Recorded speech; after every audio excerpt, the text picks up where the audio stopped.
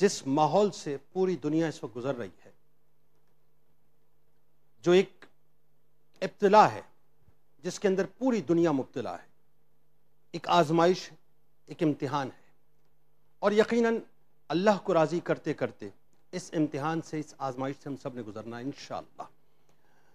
لیکن کچھ باتیں ناظرین ایسی ہوتی ہیں، یا یوں سمجھ لیجئے کچھ اقوال ایسے ہوتے ہیں، کچھ روایتیں ایسی ہوتی ہیں جو دل کو بے انتہا سکون دیتی ہیں۔ یعنی جب انسان متزلزل ہونا شروع ہوتا ہے، خدا نخواستہ بھٹکنا شروع ہوتا ہے، بہکنا شروع ہوتا ہے، تو یہ باتیں، یہ اقوال، یہ فرامین ہمیں ڈسٹریکٹ ہونے سے بچا لیتے ہیں، ہمیں صحیح راستہ دکھا دیتے ہیں۔ بروز محشر روایتوں میں آتا ہے کہ اللہ تبارک و تعالیٰ ایک گروہ کو، قیامت کے روز ایک گروہ کو اللہ تعالیٰ پر عطا فرمائے گا، اور وہ اپنے پروں کے ساتھ اڑتے اڑتے جنت کے اندر داخل ہو جائیں گے۔ آپ کی توجہ ہے؟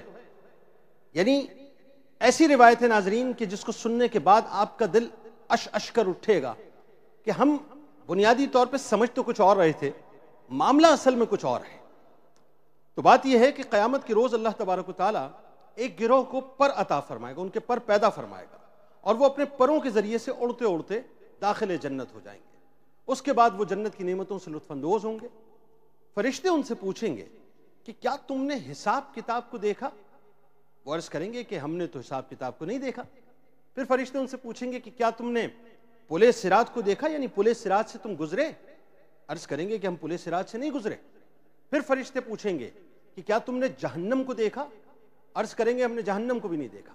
اب ذہن میں نا آپ کے کہ اللہ تعالیٰ نے ان کے پر بنا دیے، اور وہ پروں سے یعنی قبروں سے نکلیں گے محشر کے روز، اور قبروں سے نکلتے ہی سیدھا جنت میں چلے جائیں گے اور جنت کی نعمتوں سے لطف اندوز ہو رہے ہوں گے۔ اور اس کے بعد یہ سوالات اور جوابات کا سلسلہ ہے۔ فرشتے پوچھیں گے کہ کیا تم نے حساب کو دیکھا؟ کہیں گے نہیں۔ کیا تم پلے صراط سے گزرے؟ عرض کریں گے نہیں۔ کیا تم نے جہنم کو دیکھا؟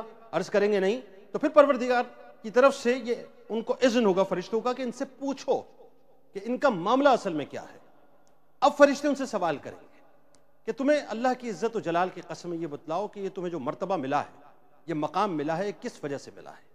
وہ عرض کریں گے کہ بات یہ ہے کہ ہم دو کام کرتے ہیں۔ کتنے؟ دو کام کرتے ہیں۔ پہلا کام تو یہ کہ جب ہم تنہائی میں ہوتے ہیں اور ہم سے خدا نخواستہ کوئی گناہ سرزد ہوتا ہے تو ہم اللہ کی بارگاہ میں نادم ہوتے ہیں، شرمندہ ہوتے ہیں، چاہے جائے کہ اس کا اعلان کریں۔ اور دوسرا یہ ہے کہ اللہ تعالیٰ نے ہمیں جتنی نعمتیں دی ہیں ہم اس پر صبر کرتے ہیں، شکر کرتے ہیں، اور اللہ تبارک و تعالیٰ کی بارگاہ میں سجدہ ریز رہتے تھے۔ فرشتے کہتے ہیں کہ بے شک تمہیں اللہ تعالیٰ نے اسی وجہ سے انعام عطا کیا ہے۔ دیکھیں یہ محشر کا میدان ہوگا، اور ایک منادی پکار کے کہے گا کہ جتنے بھی حمد کرنے والے ہیں وہ سب جمع ہو جائیں۔ تو ایک گروہ جو حمد کرنے والوں کا گروہ ہوگا وہ کھڑا ہو جائے گا، وہ مجتمع ہوں گے، ان کے ہاتھوں میں ایک جھنڈا ہوگا، اور کھڑے ہونے کے بعد وہ قطار در قطار جنت کے اندر داخل ہو جائیں گے۔ تو رسول کریم صلی اللہ علیہ وآلہ وسلم سے کسی صحابی نے عرض کیا کہ یا رسول اللہ صلی اللہ علیہ وآلہ وسلم، یہ مقام مرتبہ یعنی ہم کرنے والے کون ہوں گے؟ ان کو یہ مقام اور مرتبہ کیسے ملے گا؟ تو میرے سرکار نے فرمایا کہ یہ وہ لوگ ہوں گے جو ہر حال میں اللہ کا شکر ادا کرتے ہوں گے، ہر حال میں اللہ کا شکر ادا کرتے ہوں گے۔ دیکھیے رسول کریم صلی اللہ علیہ وآلہ وسلم نے ایک صحابی سے پوچھا، بلکہ ایک گروہ بیٹھا تھا، ان سے پوچھا کہ یہ بتاؤ کہ تم مومن ہو؟ عرض کیا یا رسول اللہ صلی اللہ علیہ وآلہ وسلم مومن ہیں۔ فرمایا تمہاری ایمان کی علامت کیا ہے؟ تمہارے ایمان کی علامت کیا ہے؟ عرض کیا یا رسول اللہ صلی اللہ علیہ وآلہ وسلم ہم مصائب پہ صبر کرتے ہیں، مصائب پہ صبر کرتے ہیں، فراخی میں شکر کرتے ہیں، اور اللہ کی رضا پر مکمل طور پہ راضی رہتے ہیں۔ رسول کریم صلی اللہ علیہ وآلہ وسلم نے فرمایا کہ رب کعبہ کی قسم تم بے شک مومن ہو۔ حضرت معاذ بن جبل رضی اللہ تعالیٰ عنہ فرماتے ہیں کہ جب بندہ بیمار ہوتا ہے تو اللہ تبارک و تعالیٰ اس کے بائیں فرشتے کو یہ کہتا ہے کہ اس کے گناہوں کو لکھنا بند کر دو، یعنی وہ جو کتاب گناہوں کی ہے اس کو بند کروا دیا جاتا ہے، اور اللہ تبارک و تعالیٰ دائیں فرشتے کو یہ حکم دیتا ہے کہ اس کی نیکیاں لکھنا شروع کرو۔ اسی طرح سے ایک اور روایت میں آتا ہے کہ جب بندہ بیمار ہوتا ہے تو اللہ تبارک و تعالیٰ دو فرشتوں کو متعین کرتا ہے اور اس بیمار کے پاس بھیجتا ہے۔ وہ دو فرشتے آتے ہیں اور آ کر اس بیمار کا جائزہ لیتے ہیں، اس کو دیکھتے ہیں غور سے، اور اللہ کی طرف سے حکم ہوتا ہے کہ وہ جو بھی کہے مجھے آ کے بتلاؤ۔ اور جس وقت بندہ بیماری کے عالم میں یعنی تکلیف کے عالم میں الحمدللہ کہتا ہے تو وہ دونوں فرشتے دوبارہ ٹریول کر کے اللہ کی بارگاہ میں جاتے ہیں اور عرض کرتے ہیں کہ یا اللہ تیرے بندے نے بیماری کے عالم میں، تکلیف کے عالم میں الحمدللہ کہا ہے، تو میرا رب فرماتا ہے کہ گواہ رہنا، اگر میں اسی عالم میں، اسی بیماری کے عالم میں اسے موت دوں گا تو اسے سیدھا داخل جنت کروں گا، اور اگر میں اسے صحت دوں گا تو اس سے بہتر صحت ہوگی اور اس کے تمام گناہوں کو میں معاف کر دوں گا۔ ناظرین کرام، یہ جو صبر اور شکر ہے نا، یہ ایسی سواری ہے جس پر اگر بندہ سوار ہو جائے نا تو یہ اپنے سوار کو کبھی گرنے نہیں دیتی، بلکہ یوں کہیے کہ ایسی سواری ہے کہ جس پر اگر بندہ سوار ہو جائے تو یہ اسے اس کے مقام تک پہنچاتی ہے۔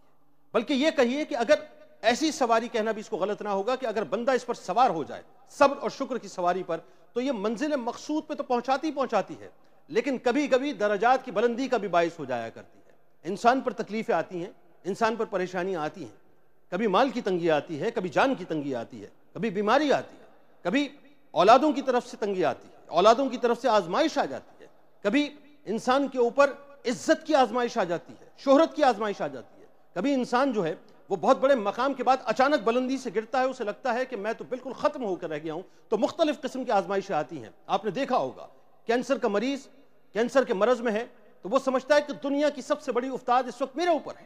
ہیپیٹائٹس سی کا جو مریض ہے اس سے جا کے پوچھیں، وہ کہے گا دنیا کی سب سے بڑی افتاد میرے اوپر ہے۔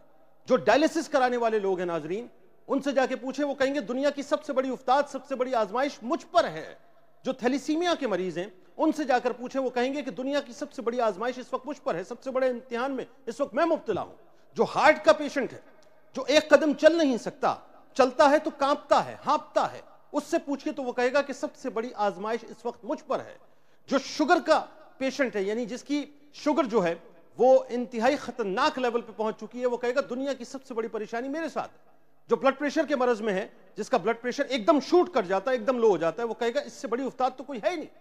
اور ان سے آگے ناظرین وہ تمام لوگ کہ جو ایک لقمہ تک نہیں کھا سکتے، ایک لقمہ، یعنی کروڑوں روپیہ موجود ہے لیکن ڈاکٹر نے سب کچھ کر لیا، سارا مال خرچ کر دیا، سارے تعلقات لگا دیے، لیکن ایک لقمہ اپنے پیٹ میں اتار نہیں سکتا، پانی کا ایک ڈراپ اپنے پیٹ میں نہیں اتار سکتا، اس سے پوچھئے وہ کہے گا دنیا کی سب سے بڑی افتاد اس وقت میرے اوپر ہے۔ اور وہ شخص جو کہ وینٹیلیٹر پہ پڑا ہے ناظرین، کووڈ-19 کے بہت سے پیشنٹس ہیں نا اس وقت جو وینٹیلیٹر پہ ہیں، ان سے اگر پوچھیں تو وہ کہیں گے دنیا کی سب سے بڑی افتاد میرے ساتھ ہے۔ اور وہ جو کوما کا مریض ہے ناظرین، اللہ جانے کہ اس کا کیا معاملہ ہوتا ہے، وہ سن سکتا ہے، وہ دیکھ سکتا ہے، نہیں دیکھ سکتا ہے، اللہ تعالیٰ نے اس کو جو سینسز ہیں اس کو کتنا بحال رکھا ہوتا ہے، یہ اللہ اور اس کے رسول صلی اللہ علیہ وآلہ وسلم بہتر جانتے ہیں، لیکن اگر کوئی اس سے پوچھے تو کہے گا کہ دنیا کی سب سے بڑی افتاد اس وقت میرے اوپر ہے۔ اسی طرح سے جن کے گھر میں کھانے کا ایک لقمہ موجود نہیں ہے، جو بیچارے روز لوگوں کی شکلیں دیکھتے ہیں، لوگوں کے دروازوں پر جاتے ہیں، اگر کوئی ان سے پوچھے تو وہ کہیں گے دنیا کی سب سے بڑی افتاد میرے اوپر ہے۔ اس وقت جس کی بیٹی کی شادی سامنے کھڑی اور جس کے پاس جہیز کے پیسے نہیں ہیں، اگر اس سے کوئی پوچھے تو وہ کہے گا کہ اس سے بڑی افتاد میرے اوپر نہیں ہے کہ میں اپنی بیٹی کا جہیز تیار نہیں کر سکتا، اس کی شادی سامنے کھڑی ہے۔ تو ہر شخص اپنے اپنے انداز سے مصائب میں، پریشانیوں میں، امتحانات میں، آزمائش میں مبتلا ہے، لیکن یاد رکھیے ناظرین، ان میں سب سے بہترین وہ لوگ ہیں کہ جو ان مصائب اور آلام کے وقت شکوہ منہ پر نہیں لاتے، اللہ سے شکوہ نہیں کرتے، کیونکہ ان کی نگاہ اس مصیبت کی طرف نہیں ہوتی جو ان کے اوپر آ چکی ہوتی ہے، ان کی نگاہ ان نعمتوں کی طرف ہوتی ہے جس کو اللہ تعالیٰ نے اتنا کچھ عطا کیا ہوا ہوتا ہے ان کو، کہ وہ دیکھتے ہیں کہ جو نعمتیں اللہ کی طرف سے عطا ہوئی ہیں یہ ہمارے لیے بہت کچھ ہے۔ تو یاد رکھیے گا، ہمارا پرابلم سب سے بڑا یہ ہے کہ ہم بنیادی طور پر وہ جو نعمتیں ہمیں ملتی ہیں ہم اس کو ہیٹ سمجھتے ہیں، ہم اس کو کچھ نہیں سمجھتے۔ جو شخص، جملہ ادا کر رہا ہوں، سانس نہیں لے سکتا، جو شخص سانس نہیں لے سکتا اس سے پوچھئے کہ سانس کتنی قیمتی شے ہے، اور جس کو اللہ تعالیٰ نے سانس کی دولت سے، یعنی سانس لینے کی، یعنی سانس آنے اور جانے کی دولت سے نوازا ہوا ہے، ذرا کوئی اس سے پوچھے تو وہ کہے گا ٹھیک ہے، ایک روٹین کی بات ہے، اس کے نزدیک اس کی کوئی اتنی وقت نہیں ہے۔ اسی انداز سے جو شخص چل نہیں سکتا اس کے لیے سب سے بڑی نعمت چلنا ہے، جو دیکھ نہیں سکتا اس کے لیے سب سے بڑی نعمت یہ بینائی ہے، جو ہاتھوں سے کھا نہیں سکتا اس کے لیے سب سے بڑی نعمت یہ ہاتھوں سے کھانا ہے، جو لقمہ پیٹ میں اتار نہیں سکتا اس کے لیے سب سے بڑی نعمت لقمہ پیٹ میں اتارنا ہے، جس کے پاس ناظرین کرام پانی پینے کے لیے یعنی کوئی آسرا ہی نہیں ہے کہ پائپس لگا لگا کے اس کے جسم کے اندر پانی انڈکٹ کیا جاتا ہے، اس سے کوئی پوچھے کہ پانی پینا کتنی بڑی نعمت ہے تو وہ بتلائے گا۔ ہماری توجہ اس بات پہ ہوتی ہے کہ گاڑی والا ہے تو وہ دیکھ رہا ہے کہ اس کے پاس جہاز ہے، یہ جہاز میرے پاس کیوں نہیں؟ جس کے پاس گاڑی ہے، برانڈڈ گاڑی ہے، نئے ماڈل کی گاڑی ہے، وہ دیکھتا، یعنی وہ اس کو دیکھتا ہے کہ اس کے پاس برانڈڈ گاڑی ہے، میرے پاس ہی عام سی گاڑی کیوں ہے؟ جس کے پاس عام سی گاڑی ہے اس کے اوپر نگاہ اس موٹر سائیکل والے کی ہے، وہ دیکھ رہا ہے کہ میرے پاس یہ گاڑی کیوں نہیں ہے۔ جس کے پاس موٹر سائیکل ہے وہ اس کو دیکھ رہا ہے ایک سائیکل والا ہے کہ اس کے پاس موٹر سائیکل ہے، میرے پاس سائیکل کیوں ہے؟ جس کے پاس سائیکل ہے اس کو دیکھنے والا وہ پیدل چلنے والا ہے، وہ یہ دیکھ رہا ہے کہ اس کے پاس سائیکل موجود ہے، میں پیدل کیوں چل رہا ہوں؟ اور جس کے پاس ناظرین پیدل سواری یعنی جو اللہ تعالیٰ نے قدم دیے، ان کی نعمتیں دی ہیں، وہ اس کو بھی ہیچ سمجھ رہا ہے، لیکن وہ یہ نہیں سمجھ رہا کہ اس کے سامنے ایک اور شخص موجود ہے جس کو اللہ تعالیٰ نے دونوں ٹانگوں سے معذور کیا ہوا ہے۔ تو صبر کیجئے آزمائشوں پر، رب کو راضی کیجئے، رب سے شکوہ مت کیجئے، اور اللہ نے جو نعمتیں آپ کو عطا کی ہیں اس پر شکر ادا کیجئے۔ یقین مانیے جب آپ شکر ادا کریں گے، لَإِن شَكَرْتُمْ لَأَزِيدَنَّكُمْ، اللہ تعالیٰ آپ کی نعمتوں میں زیادتی فرمائے گا۔ لیکن جب آپ اللہ سے شکوہ کریں گے تو جو نعمتیں اللہ نے دی ہوتی ہیں نا، اللہ تعالیٰ پھر ان کو بھی سلب کر لیا کرتا ہے۔